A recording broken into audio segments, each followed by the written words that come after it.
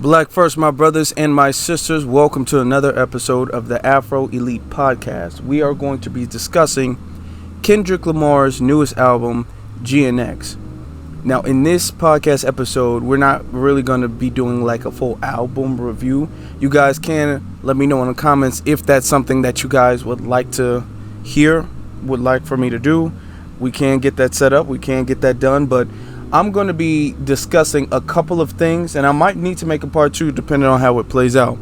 But there's been a couple of reactions based off of his release of this album that I got to get off my chest. I want to discuss with the family. So we knew that he was going to come out with an album, a snippet of the album, or a snippet of the song, not an album. The snippet of a song came out when he released a music video to Not Like Us earlier this year. He released a snippet of the song Squabble Up, and everybody interpreted that this is a preview of the next song he's coming out with, which alludes to the fact that he's about to drop an album, which people were right about. But he didn't announce when he was going to drop it. It was a surprise. Nobody knew it. It just like came out the blue, and everybody rushed to Spotify, Apple Music, YouTube to listen to it. So this is after the defeat of Drake by Kendrick Lamar, and I want to get that out the way first because there's a couple of things that I want to discuss. There's a couple of things in this album I want to discuss. The first thing is how this is still related to the beef and the ties with Drake. Now, in this album, the only thing that could be taken as a direct shot, this is really his work, but it can be taken as a shot, is Heart Part 6. And why I say that is because if you know about Kendrick's work, he has the Heart Part 1, the Heart Part 2, 3, 4, 5, all the way up until 6. Now, if you are a hip-hop head, you know that rappers, because rap is an art, music is an art, they have a special, unique thing that they do, like a unique thing, for lack of a better term, we're going to say that. So if one rapper likes to have like a series like the Heart Part this, another rapper likes to maybe have a series in each album where it continues in each album. You know, it's like how Lil Wayne did the Carter, or Drake does AM, PM, and stuff like that. So they have their thing. Kendrick's thing is the Heart Part 1, 2, 3, 4, and then it goes to 6. Now, after Kendrick made the Heart Part 5, Drake made the Heart Part 6, completely taking Kendrick's thing, and that was taken as a diss to Kendrick. And in this album, Kendrick made Heart Part 6, not the Heart Part 6, but Heart Part 6, as a continuation of the Heart Part series. In the Heart Part 6, he does not mention Drake. He does not allude to the fact that Drake took anything. He was just not mentioned at all. Drake pretty much was not mentioned. He was really not relevant, and I think Kendrick is trying to keep it that way to let Drake just not be relevant, you know. Because if he is, then everybody would have expected Drake to have a response, and then it kind of would have made Drake relevant again. It kind of would have brought that back up again. So he didn't do that. There was another thing that I think could be taken somewhat as a diss to Drake, and this is my interpretation. I have not heard anybody say this, but in the first song of the album, Whacked Out Mutuals, he has a line where he says, "Where you from? Not where I'm from. We're all indigenous." I feel like if you look at it a certain way, when he's saying that, he's talking about Black Americans, foundational Black Americans, and Drake is not. Drake is a Canadian. He does have an FBA father, but he did not really grow up around his FBA father, and he was from Canada. So I think that can be, I mean, who else could he be referring to? He could be referring to be honest, a lot of other people, but I feel like that was still alluding to Drake in the Drake types of the world. So that's the only thing that I've interpreted. Maybe if I do another part 2 to this and I do like another breakdown of each song, there might be some other things that I determined might be like a shade to Drake, but I haven't seen anything so far from that. I do want to get to the Drake fans. The Drake fans were very upset about the way the beef turned out, okay? The Drake fans believe, first off, when we discussed this before, the Drake fans believe that Drake had a chance in hell to beat Kendrick in the rap beef. And they were so wrong. They were dead wrong. And then with Not Like Us, first off, he didn't win. I knew with Euphoria that came out that, it's over. Drake is not on this man's level at all. And Kendrick proved that handily. Then when he dropped Not Like Us, it was officially over. It took the entire country by storm. Then the Drake fans, because they really couldn't say anything because Not Like Us was such a hit, what the Drake fans were saying like a week or two afterwards was, oh my God, the song is so overplayed. It's overplayed. Stop playing that one song. Oh, it's overplayed. So this was their way of trying to throw shade at Kendrick without seeming like a Drake fanboy, because there's really no reason to be a Drake fanboy. There's no justification for it. So they kept just saying that the song was overplayed. And the song was played a lot. It was the biggest song of the summer, clearly. But in my opinion, the song was not overplayed. Now, I didn't listen to it day in and day out without listening to anything else. But the song was not overplayed. I feel like a lot of people who said that the song was overplayed, everybody I've seen say that, and they're Drake fans. And they just don't like the song because the song is a specific direct diss to Drake that Drake was never able to come back from. So they don't like that song. So we knew for a fact when Kendrick dropped his album, we knew Drake fans were going to say the album was bad. We already knew that. We already knew the Drake fans were going to say Kendrick is too deep. Nobody likes to listen to that anymore. The album doesn't have any bangers. You can't play this at a party. You can't play this at a club. We already knew that they were going to be all like, oh, Kendrick is so weird with his music. See, we told you guys. Y'all thought he was this, but no, he's strange. We already knew they were going to say that.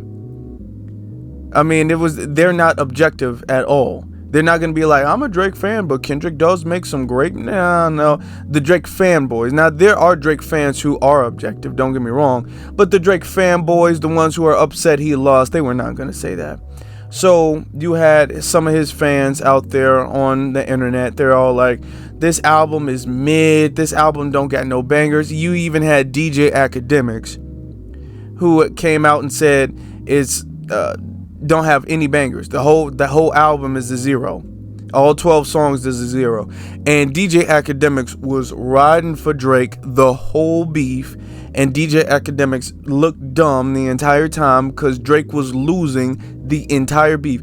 Drake was losing the beef when Kendrick was featured in Like That, okay, which isn't even his song. It was just a feature, which was up against Drake's song, First Person Shooter.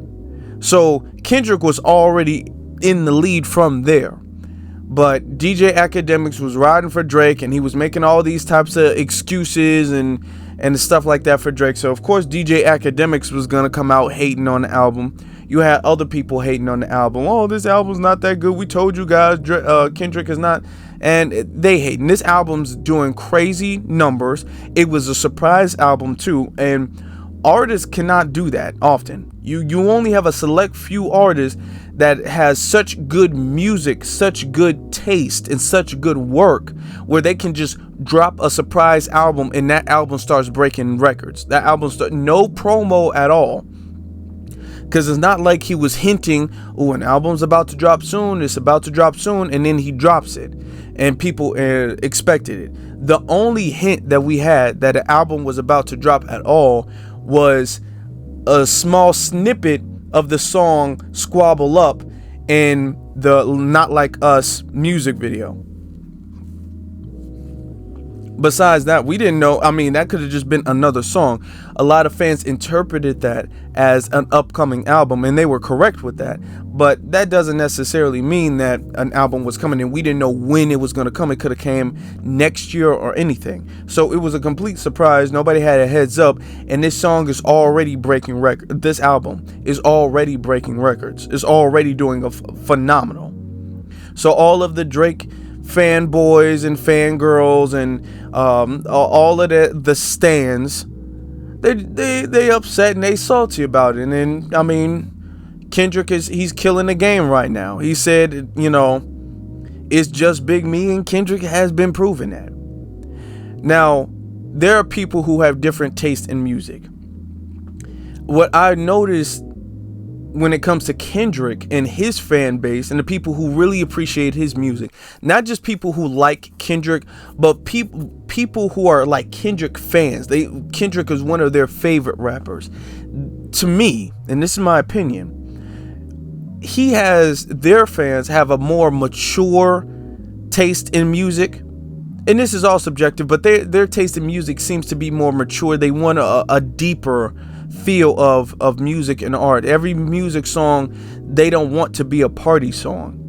When people have a more mature taste in music, they don't want every single song they listen to be a turn up at the club song, turn up at a party song. And now I'm not saying that that's bad, and I'm not saying that that's not necessary, but that's not how every song should be. And when people or every song doesn't need to be about murder and drugs and all that stuff either, the trap stuff. And I'm not saying that there's not a place for that, but when it comes to music, a lot of people who have mature or taste in music, they want a variety of different music, and they do appreciate some of the more high frequency, I would say, the more high frequency work of art in music and albums that Kendrick produces, because you don't really see a lot of artists nowadays producing that type of stuff. So a lot of the Kendrick fans, including myself, appreciate that, because that seems to be a very rare thing to find.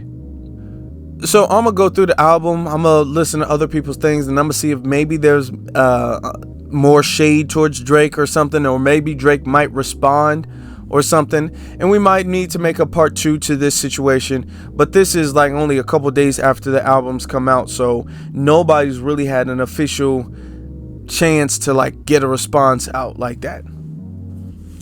I do want to get to another aspect of the album, okay? In the first song, which I think it was really good that Kendrick dropped this song in the order that he did. I think he was very strategic with the placement of the songs. And Whacked Out Mutuals, he also mentioned him performing at the Super Bowl. So if you guys don't know, this is being recorded in 2024. Kendrick Lamar will perform as a headliner in the 2025 Super Bowl. And a lot of people was upset about that. A lot of people had some things to say about that. A lot of people felt like it wasn't deserved. So you had a lot of like Kendrick haters. And then you had people feeling like Lil Wayne should have been the one who performed at that Super Bowl, or who headlined at that Super Bowl. And the reason for that is because Lil Wayne is from New Orleans, and the next Super Bowl is going to be in New Orleans. Now, if I'm not, I believe that the Super Bowl has been in New Orleans before, and Lil Wayne was not the headliner there, but this is the first time it's going to be in New Orleans since Jay-Z is, like, I guess, in charge of the Super Bowl performers and everything like that.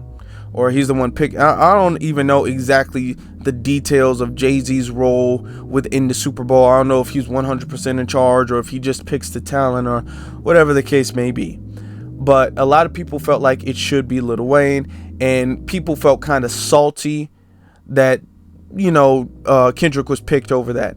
I feel like this, and I haven't made an official statement about the Lil Wayne and the Drake, the Lil Wayne and the Kendrick thing when it came to the Super Bowl. I felt like it was a lot of hidden shade and animosity towards Kendrick, because I felt like it was a lot of Drake fans who were just using this as an excuse to kind of dogpile on Kendrick. they was using this as an excuse to hate on Kendrick. Now, we have to understand Lil Wayne and Drake are close. So this could be seen, and a lot of people who sided with Lil Wayne are close to Drake too, closer to Drake than Kendrick. So this could be, and this is my opinion on it, this could be a lot like a little shade towards the fact that they didn't like the fact that Kendrick beat up Drake, and now Kendrick is going to be performing at the Super Bowl. Even though they still might have felt some type of way, I don't think they would have been as upset if Kendrick didn't beat up Drake right before it was announced that he's going to be performing at the Super Bowl.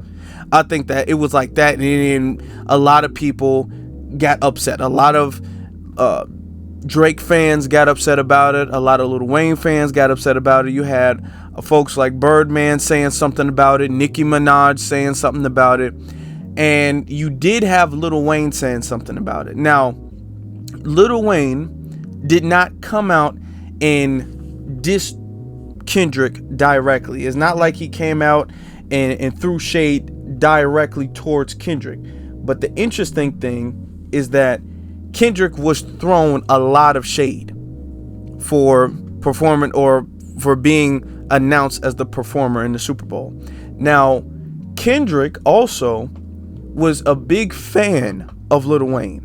He looked up to Lil Wayne, and he's expressed that multiple times. He's always liked Lil Wayne's art. He's always liked Lil Wayne's music. He was a big fan of Lil Wayne. I will say this, Lil Wayne, now there's a lot of people who don't like it because he does have some controversy behind it, and I don't like some of the things he's said and done, and this isn't to vouch for him on a personal level, but I am going to say, as far as the history of hip-hop, Lil Wayne does play a very, very big factor in that. Okay, Lil Wayne is a legend in the hip-hop game. You can't really underscore Lil Wayne. When Lil Wayne was on top, when Lil Wayne was at his peak, there was really nobody touching Lil Wayne, to be very honest, because Lil Wayne was just coming out with hits. Lil Wayne was he was better than everybody when he was that man back in the day. This is not that time anymore. So we will acknowledge Lil Wayne's skill. When you can't just underplay that. All right. He says that he was upset. Lil Wayne expressed that he thought it was going to be him and that he was upset. So Lil Wayne expressed that he felt cheated. He also did not give any congratulations to Kendrick getting that position. So Kendrick, who didn't do anything to Lil Wayne, he didn't diss Lil Wayne. As a matter of fact, in the song Not Like Us, he dissed Drake for what Drake did to Lil Wayne. And Lil Wayne was, now this is interesting, Lil Wayne let what Drake did, which was sleeping with his baby mama while he was in jail, Lil Wayne let Drake slide with that. And Kendrick, and Not Like Us, Kendrick called that out and said that Drake wasn't cool for that. So Kendrick had always had a thing where he was, cool with Lil Wayne, and he had respect for Lil Wayne. And then when it was announced he was going to do Super Bowl, it seemed like everybody was hating and dogpiling up on him. And Lil Wayne, what he could have done is he could have been like, you know what, even though I wanted to do it, congratulations to Kendrick. He's a great talent. He's a great artist. He's great. He's a great hip hop artist. I'm happy for him. Lil Wayne did not do that. Now, there's a lot of factors. It could be because he's jealous because he couldn't do it. It could be because he's salty because Drake is his boy and Kendrick just beat Drake up. So it was a lot of that. So in the song Whacked Out Mutuals, Kendrick has a verse where he's talking about the situation with Wayne in the Super Bowl. He says, he used to bump that Carter 3. I held my Rolly chain proud. Irony, I think my hard work let Lil Wayne down. So essentially he's saying that he used to be a huge big fan or whatever, but he's been working hard, and then that kind of let Lil Wayne down. And then he says, whatever though, call me crazy, everybody questionable. So he's all like, he's not tripping on it, is what he's saying. He's upset that he says he felt the shade. He felt it from Lil Wayne. He felt like Lil Wayne was not happy for him. He understood that and he felt that. But he's all like, I'm going to look past it. If Lil Wayne is hating, if Lil Wayne is let down or disappointed or whatever though. you know. So then Lil Wayne goes on Twitter, or X, I guess it's X now, whatever. Lil Wayne says, "Man, what the F I do?" Question mark. And then he says, "I just be chilling and they still come for my head. Let's not take my kindness for weakness. Let this giant sleep. I beg you all. No one really wants to see destruction. Not even me. But I shall destroy if disturbed. On me, love." I'm going to be very clear with this. If the giant is asleep, the giant needs to stay asleep. That's what the giant needs to do. The giant needs to stay asleep. Lil Wayne. I will give Lil Wayne all of the flowers and all of the credit. I think Lil Wayne is really, despite the controversy, objectively speaking, Lil Wayne is an icon in hip hop music. Okay, Lil Wayne, you cannot discredit the needle Lil Wayne has pushed. You can't discredit his work within hip hop. All right. Let's be honest. There's a difference between you having good hits and you being a good rapper and then being a battle rapper. That's not the same thing. Having beefs and you're going back and forth with beefs.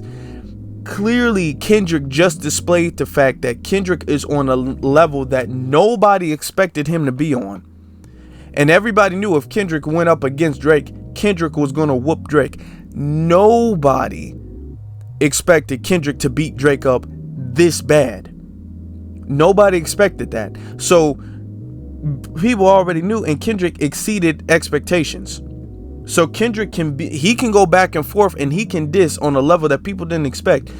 Lil Wayne is not known for dissing like that. Lil Wayne is not known for his diss song. He's not that Lil Wayne's not known for hits. Lil Wayne has hits, but hits and a diss song is not the same. Kendrick Lamar dropped one of pretty much arguably the biggest diss song of hip hop history. That's a pretty big feat. That's a phenomenal feat right there. Also, this is not 2008. Lil Wayne is well past his prime. Lil Wayne in his prime, I'm going to be honest with you, Lil Wayne in his prime, I don't think could beat Kendrick in his prime in a rap thing. He could in a rap battle. He couldn't do it. I don't think he could. No. Because of the fact that Kendrick just coming out the early in his career, coming out the gate, Kendrick showed that his mind is on a different frequency than Lil Wayne's is. Through his lyrics, through his metaphors, through the way he thinks and expresses himself, his art is on a different frequency. Not that Lil Wayne don't have hits, but when you dissing people, you're not going to be able to just talk about how many women you get and how much money you get. You're not going to be able to do that. Now, early on, if they had a beef going back and forth early on, then that would have been a different thing. When Lil Wayne was much more well known, he was much more popping, he had much more going than Kendrick did. But peak versus peak, that's Kendrick there's not really no competition for him. It's really not. He's not. Lil Wayne never has been on Kendrick's frequency, especially right now. And this might hurt Lil Wayne fans, but that is the truth. There's really no arguing that. Lil Wayne cannot handle Kendrick, especially right now. Kendrick is on this path where everybody just needs to move out the way. And I'm gonna be honest. You're not gonna win no beef talking about drugs and money and women. And you can't say you bigger than Kendrick either. Now, that's why I said back in the day, maybe in his peak, he probably could have gotten Kendrick because he was that much bigger. But now Lil Wayne is not bigger than Kendrick. He's not. You really cannot say he is. Kendrick is about to headline the Super Bowl. Lil Wayne's never done that. So Kendrick has reached levels that Lil Wayne has never reached. So Kendrick is bigger than Lil Wayne. Kendrick has deeper. He's just not. And I'm not saying hit for hit Lil Wayne can't handle, One of the things that I did like back in the day, where I wish maybe we might have to discuss this on another podcast, I did like the versus thing where you had two artists going kind of hit for hit. I think hit for hit, Lil Wayne is going to do great if he went hit for hit. There's pretty much almost very few people who can hang with Lil Wayne if we went like a hit for hit thing. But if we went for like disses and straight up dissing, that's not Lil Wayne's field. That's not Lil Wayne's expertise. It's not. Kendrick is not on that type of time right now anyway. Kendrick is on the time of, I'm going in this direction, and if anybody's in my way, I will move them. That's the type of time Kendrick is on. You got a lot of fans online being all like, man, Lil Wayne, Kendrick better watch out. Nobody wanted with Lil Wayne. Nobody wanted with Lil Wayne. I'm going to give this advice. Lil Wayne's fans need to calm Lil Wayne down. Talking about he don't want destruction. He needs to stop that. Now, going back to his tweet, one of the things that I don't like is when folks, and I'm glad Kendrick said this in the album, the whole backhanded compliments thing, and it just goes into the deceptiveness of certain people. Because he opens up, man, what the F I do? Okay, Wayne, you might not have dissed Kendrick directly, but Kendrick was being dissed, quote unquote, on your behalf, and you played into that. Lil Wayne did play into it. Lil Wayne could have easily said, hey, leave him alone, or congratulations. He didn't. This is something that Kendrick addressed. He said the only person who told him congratulations was Nas. That's the only artist who had any type of congratulations for him. That's the only one. So he didn't do that. And then Lil Wayne did express displeasure when it was announced that Kendrick was going to be headlining the Super Bowl. So for Lil Wayne to come out and be all like, man, what I do, come on, dude, you know what you did. And I don't like when people do that stuff, because that's that dishonesty. If you have a problem with him headlining the Super Bowl, say that then. But don't show that you're salty about him doing it and then you not doing it. And then when he addresses it, because it's not really like a diss, he didn't really diss you, but when he addresses it in his album, you be all like, man, what I do? Y'all coming for my head. Nobody really coming for your head, Lil Wayne. Nobody's really doing that. And by you sitting up there acting like you don't know what you did to essentially, I'm not going to say like disrespect Kendrick, but what you did was, to Kendrick, it could be shady. It was seen as shady and hurtful, which is what Kendrick expressed. Now Kendrick is saying he don't care. So Lil Wayne, you kind of did. It's not like you was just sitting up there on the couch not doing nothing and your name got brought up. You did do something to be addressed in the first place. And I'm going to be very honest, you don't really want it with Kendrick. And to the fans, y'all need to tell Lil Wayne he needs to calm down, because y'all was the same ones telling Drake that Drake could beat Kendrick. And you see what happened to Drake. Drake was a year ago being compared to Michael Jackson. Drake was saying that he has hits comparable to Michael Jackson. He was breaking numbers and breaking records and everything like that. And he was arguably the next MJ as far as record breaking goes. And now he got into a beef with Kendrick, and now he's sitting up there on the side of a milk carton with a missing "Have you seen me?" underneath. And this was Drake, who's put out consistent projects his entire career. Drake has never taken hiatus. Drake has always been performing. Drake has always put out albums. Drake has always put out projects and features and everything like Drake. Drake has stayed in motion until he met Kendrick. And now ain't nobody checking for Drake. Ain't nobody know what Drake got going on. Ain't nobody really looking for Drake or nothing like that. Lil Wayne, you been out the game to a degree. I mean, yeah, you still make features or whatever the case is, but Lil Wayne kind of been out the game. And you do have some controversy, but Lil Wayne, you had a good run. You had a good run. Don't do this to yourself. And this is what his friends should tell us. So if they ain't gonna tell him, I'm gonna tell him. Lil Wayne, don't do that to yourself. You had a good run. But if you try to hop back in the field and go against Kendrick Lamar right now, you will lose very bad. And it's going to be like the last thing you do. And nobody's going to forget that. Just like nobody's going to forget the fact that Drake got whooped by Kendrick. And Lil Wayne, is not like you got any more chances to drop some albums and then people gonna forget about it. That's just gonna be the last thing anybody remembers about you, is getting beat up by Kendrick. You had a good run. You can continue, featuring here or there, and that's cool. But Lil Wayne, his well past his peak, almost 20 years when Lil Wayne was like peaking. It's 2024, about to be 25. Lil Wayne peaked like almost 20 something years ago. It was about like 2008, 9 maybe. You might be able to go up to maybe 2011. I would say 11, 12 in the early 2010s, possibly. That's still well over a decade ago. Lil Wayne's peak has came and went. No disrespect, but that's the objective reality. You do not want to step back in the ring. Especially not with Kendrick. Not right now. And you did do something. You did do something to be addressed, because that wasn't cool. You came off like a hater. Lil Wayne, you did. You came off like a hater. And Kendrick addressed that.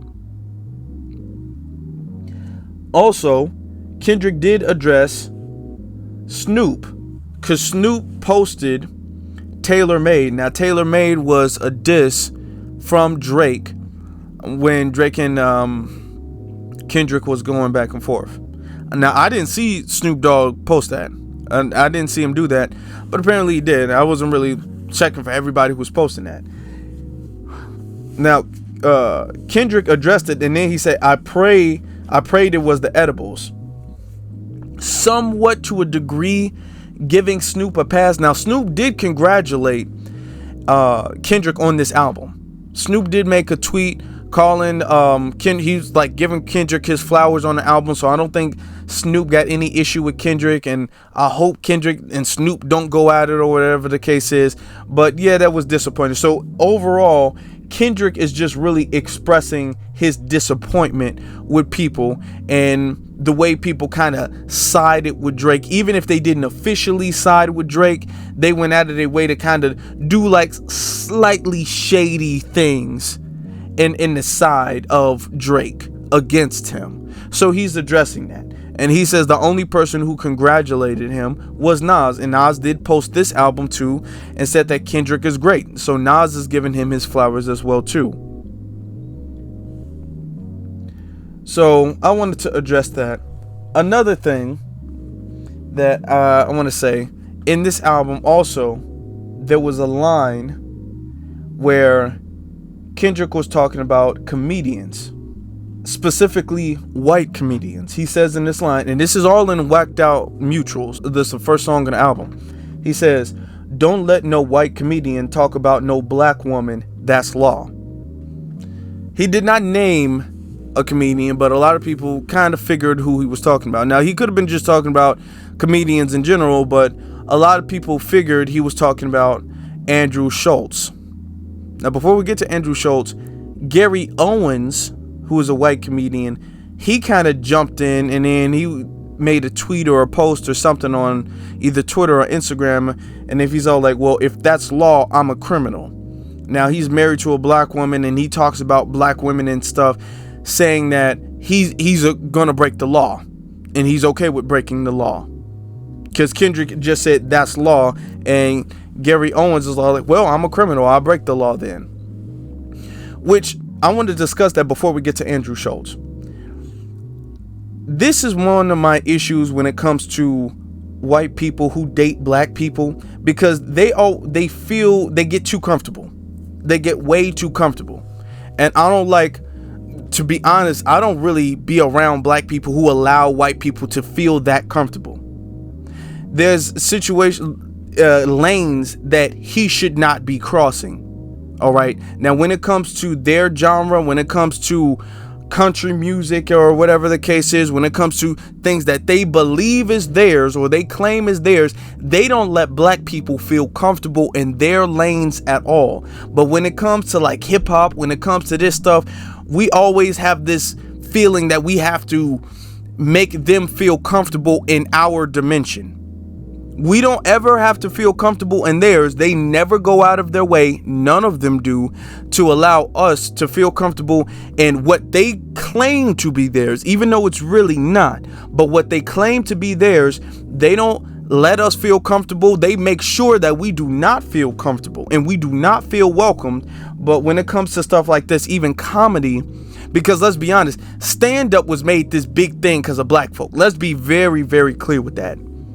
Let's be very clear. The biggest stand-up comedians are black. Let's be very clear. When you think of stand-up comedians, now I know I'm a black person, so these are who I listen to, but when you think of stand-up comedians, how many white people do you think of versus how many black people? How many white people do you think of, honestly, like sellout tours and stuff like that, sellout concerts, and honestly, off the top of your head, and off the top of your head, you can name 3 or 4 black people alive today who do that. So it's stand up. Let's be honest. That was put. Now I'm not saying black people did it first, but that was damn sure put on the map because of black folk. That I'd like to hear an argument rebutting that. That was damn sure put on the map because of black folk. But I digress. The fact that he feels comfortable enough to say to a black man or to address a law or a rule from a black man as a white man that you are a criminal, so you just gonna do what you want to do. This is what happens when you allow them to feel too comfortable, because then they start feeling like they can just do what they want to do. They feel like the rules don't apply to them, like they run something now. They don't stay in their lane at all. This is the colonizer mindset. They feel like if I'm on this land, I own this land and I can do what I want to do, and your rules don't apply to me. That's that colonizer mindset. So when you see a lot of interracial relationships, a lot of the times that's how they feel about it. And they use their interracial partner as a shield and a vessel to get away with that. They use him as a vessel, just the way Gary Owens did. He was going at it with Michael Blackson, another comedian. And Michael Blackson was all like, I bet you can't say nigga because, you know, Gary is white. So instead of him saying the word nigga or him calling Michael Blackson a nigga, he got his black wife. He was sitting right next to his black wife and he was dissing Michael Blackson. And when he wanted to use the word nigga, he stopped, and then he had his black wife say the word nigga on his behalf. So a lot of people is all like, okay, see, that's not cool. That's not cool. And a lot of people who are in these interracial relationships, they get used as vessels to dispense anti-blackness among the group on behalf of their non-black counterpart. Which is exactly what Gary Owens, his unfunny ass. I don't think he's funny at all. I've never laughed at anything I've seen him in. I don't think he's funny whatsoever. I don't know how he's made it this far as being a quote unquote comedian, and he's not funny to me. All right. Now I know that's a subjective, you know, but he's not, to me, he is not funny. But this is one of the things that they do. They're using their black counterpart, their black partner, as a vessel, or they use them as a shield a lot of times. So when they say racist things, they'll be all like, hold on, but I'm married to a black woman and I have interracial children and I love them so much. So they do stuff like that that gives them cover for their anti-blackness. And I say that what Gary displayed, which was not mentioning Gary, he did not name Gary, and I don't think he was really even referencing Gary like that. I think the message was for Andrew, which we're gonna get to in a second. But Gary, because Gary ain't got no motion, ain't nobody heard about any project Gary got going on, ain't nobody checking for Gary. Gary's not headlining anything, Gary's not selling anything out, Gary's not doing anything.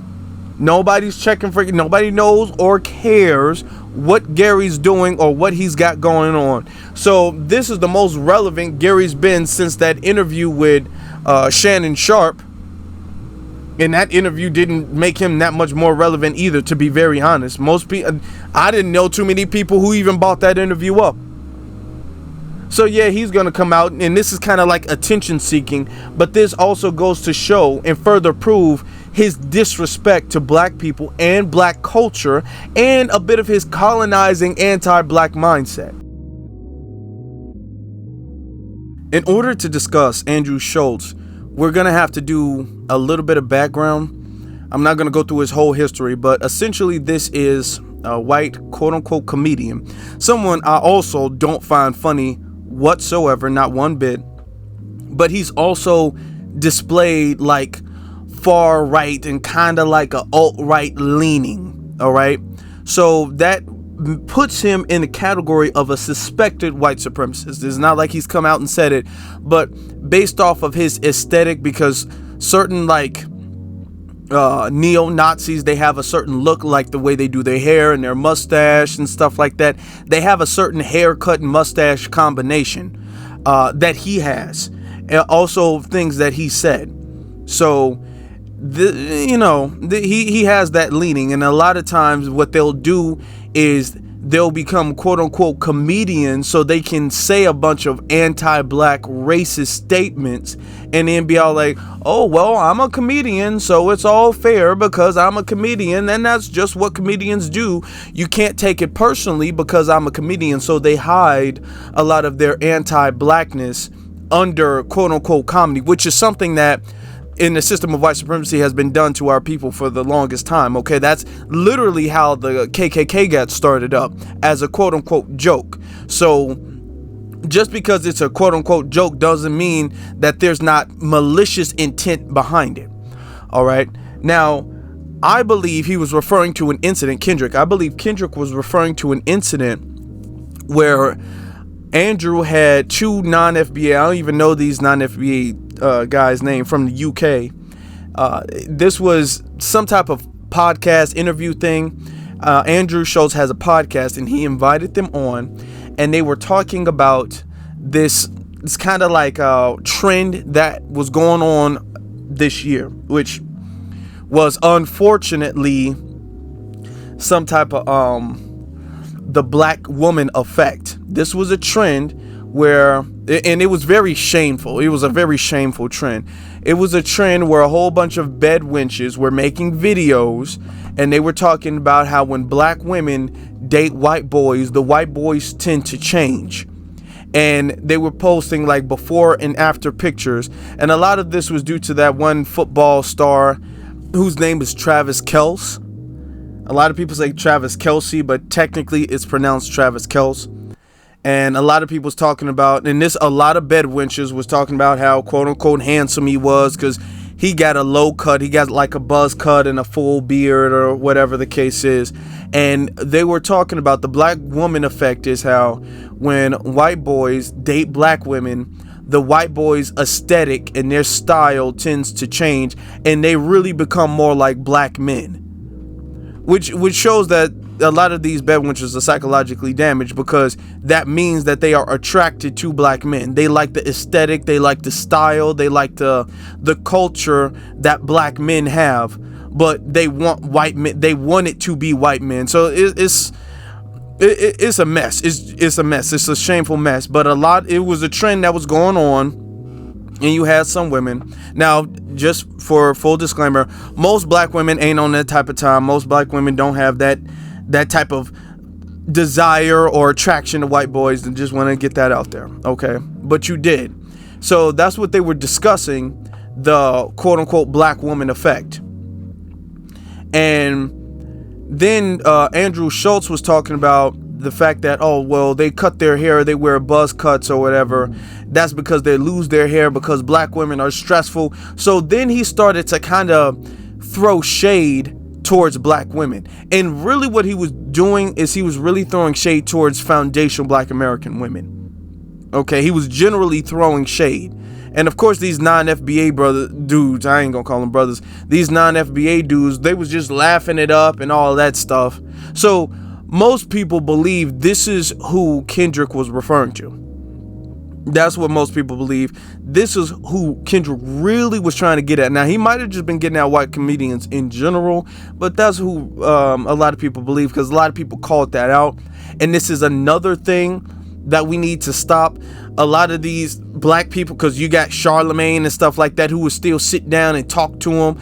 So we need to stop this for like, if you, unless you come out and clearly say that you're anti-black, you have to clearly come out and state that you're anti-black in order for people to determine you're anti-black. There's a lot of black people who can clearly tell that, okay, this person has anti-black tendencies, but they hang around a lot of black people, so it's cool. It's not cool.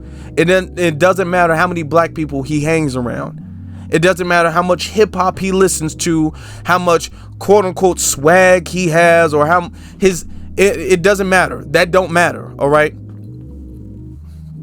The fact that he felt comfortable, and this goes to show these non-FBA dudes, they don't view themselves how they view themselves and how they view their cult and blackness just in general. So this is what Kendrick was saying. That no, that's not cool.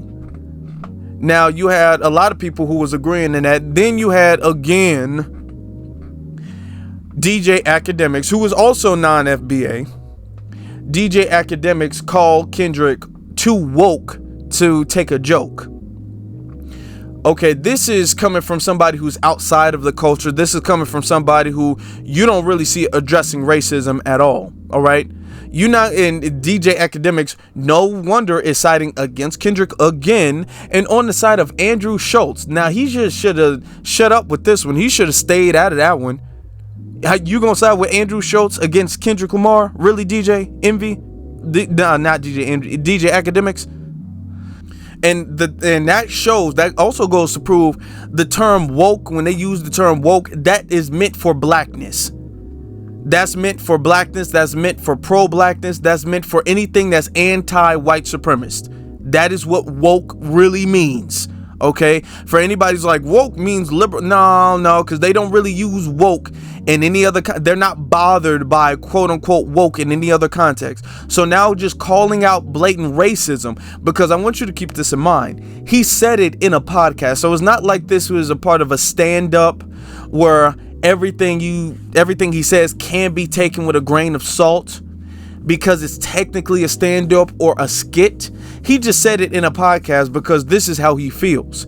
And even if it was a stand-up, we still have to understand when members of the dominant society make stand-up comedy about black folk, a lot of times it's less a joke to them and it's more of a way to express their anti-black hatred. It's more of a way to express that. But they disguise it as a joke, so that way they can always fall back on, hey, I'm a comedian and this is just what we do. We just got to tell jokes and you can't take everything so personal. It's just what it is. I mean, you just got to deal with it. Everybody gets joked on, but there's a specific level of anti-blackness in their jokes.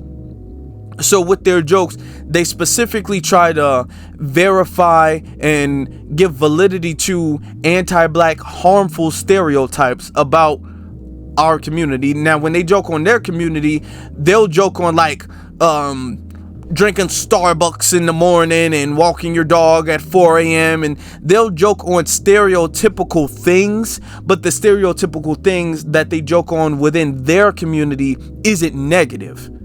They don't joke on their community in a negative way. They might be all like, oh, look, and you got this man in socks and sandals, and yeah, you know how we don't season our chick, just like stereotypical stuff, but they don't go into anything that would make them or their culture look negative. When they make jokes about us, it's always made to be a reflection of the general black population and of our culture in a negative sense.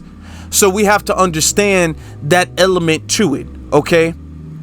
In the areas of people activity, Neely Fuller talks about this. Entertainment is one of those elements of people activity or human activity.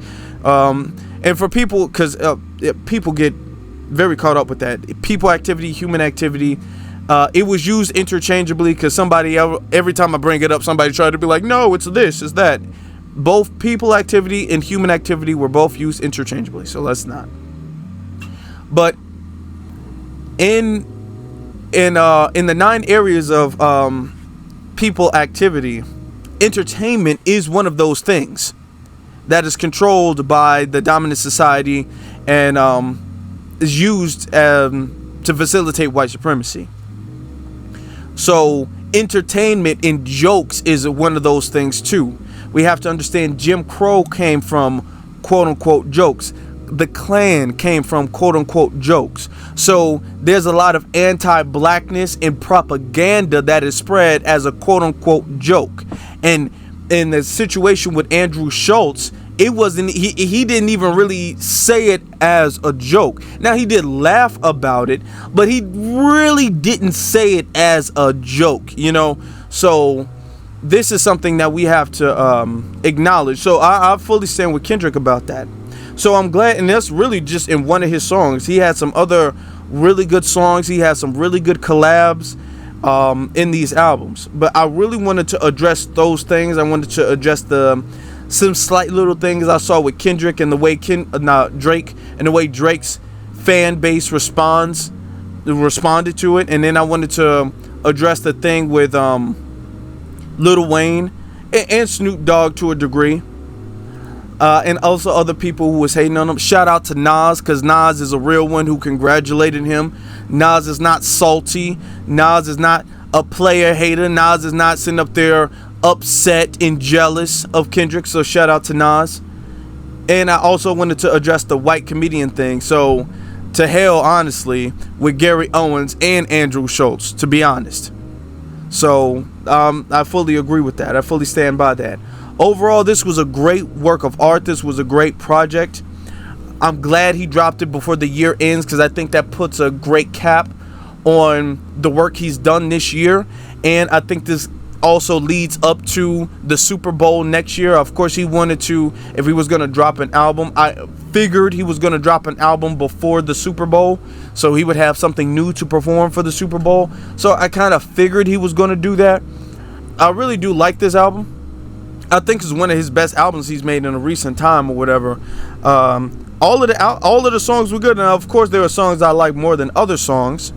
And I'm gonna ask you all in the comment section to let me know if you could list your favorite songs. What would you list your top 3?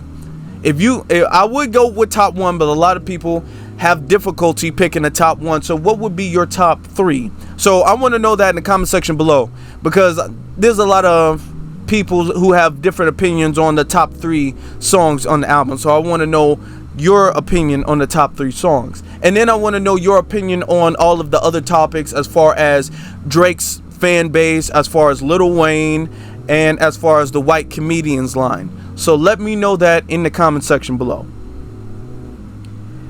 And of course, this concludes another episode of the Afro Elite Podcast, and I appreciate all of you brothers and sisters for listening. Thank you so very much.